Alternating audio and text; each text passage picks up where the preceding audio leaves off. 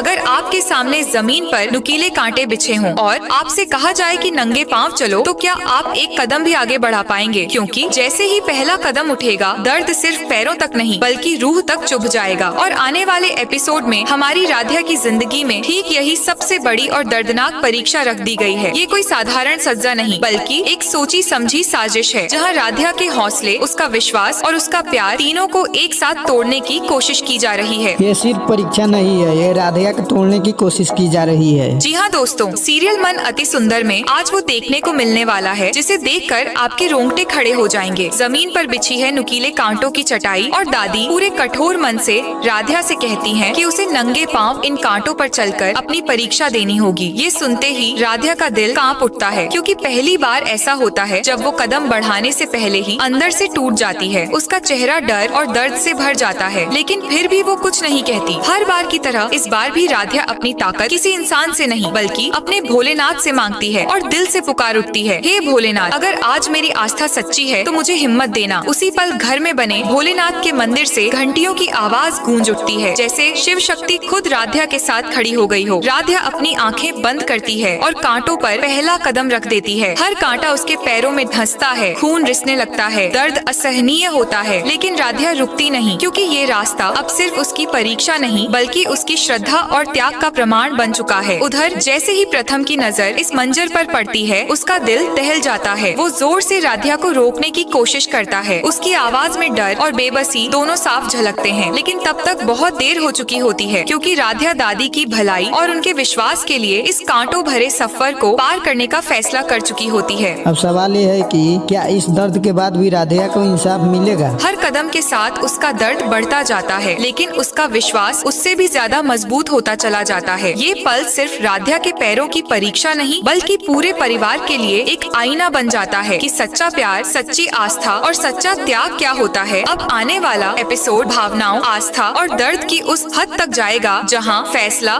सिर्फ रिश्तों का नहीं बल्कि इंसानियत का भी होगा। और यहीं से कहानी एक ऐसे मोड़ पर पहुंचेगी जिसे कोई भूल नहीं पाएगा।